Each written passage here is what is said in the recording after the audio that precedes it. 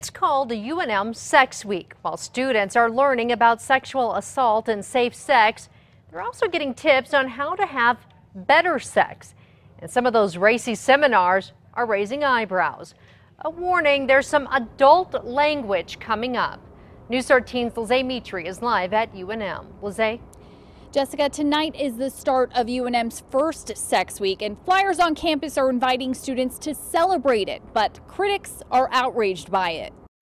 I'm here to give you tools and tips and tricks so that you can be a more powerful you and have a better, more fulfilling life. Reed Mihalko is leading a series of seminars at UNM this week on sex. Tonight, the lecture is on, quote, how to be a gentleman and get laid. And the whole thing here is really empowering yourselves to be able to make better choices and to not be so afraid and scared and feel so ashamed about sexuality.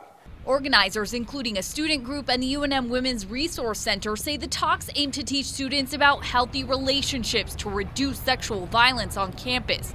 But with racy titles for classes on oral sex and group sex, critics say these talks are just offensive. We think that students shouldn't have to pay for this if we're paying for higher education.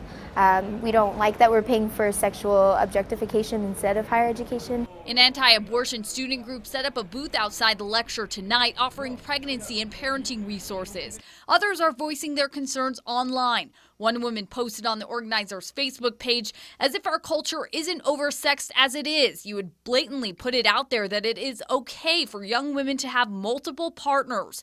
Another says, don't advertise it as rape prevention if there's nothing actually preventive about it. We are using some controversial material in order to boost attendance and in order to get them involved in the conversation. The Women's Resource Center says it's not encouraging students to have sex. What we want to provide is the information, and then they can decide what to do with that information.